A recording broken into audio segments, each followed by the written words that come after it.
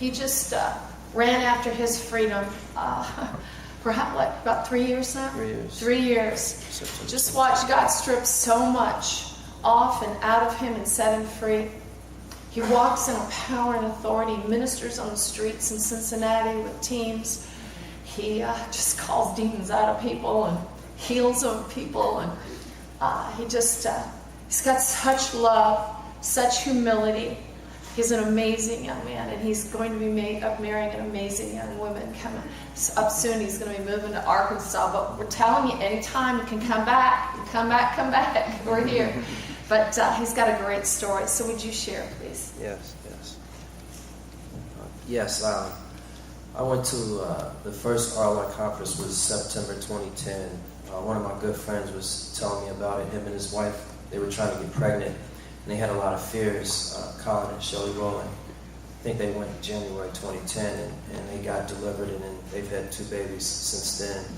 And he was like, dude, you need to go. And so I was over at the Healing Center. I didn't know the total name of what it was, and these ladies came up and prayed for me, and one of them said, I see you going to this conference and this retreat. And I said, well, yeah, my friend told me about this, something international. And she was like, Restoring Lives International. She's like, yeah, you need to go to that. So I knew that was God really saying, you need to go. So went to the one in Harrison, Indiana. Loved the Lord. Considered to be a faithful believer, but was depressed, self-pity, addictions. I felt like my relationship with God was like I slept in like I stayed in the foyer and he was in the master bedroom, or it's like having a spouse where you never sleep together, maybe once a month or something. That's how my intimacy was with the Lord. So I had a lot of depression. I had addictions, pornography, all types of stuff that was just tormenting me and unloving the whole 9 yards. And just the love that I felt from everybody when I came here, it was like Wednesday night, and the enemy was just like, you're wasting your time, you're not going to get free. It's a way, and I just got really depressed, but I just pressed through.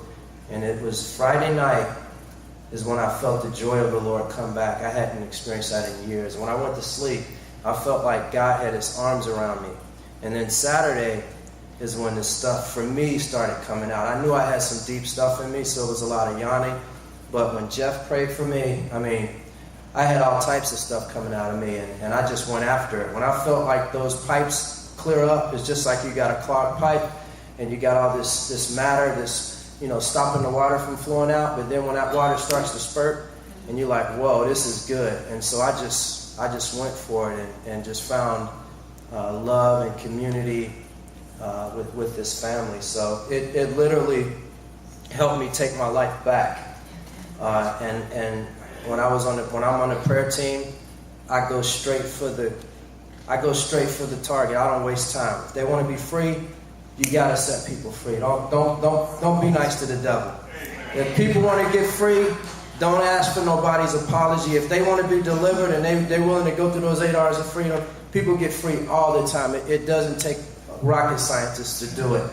God wants us to take this as an equipping place and give it to the world. I've seen healings at my job, on the street. Everywhere.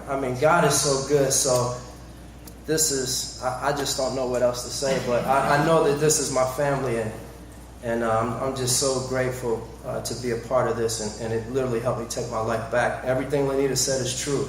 Recognizing those thoughts, forgiving, I'm able to stop that stuff. And then even sometimes when stuff comes back, I know how to get it out of myself. I'm not scared of demons anymore. If I manifest at home, oh well, you're getting out. They prayed for me a few days ago. Got some critters out. So, it's just taking our land back. So I just want to encourage you, just go for it. Stay plugged in. Take your land back. We only live once. We don't want to get to heaven and God be like, you could have did this, you could have did that. We just wanted to suffer and go to heaven. So I just want to encourage you, and thanks again. Yeah.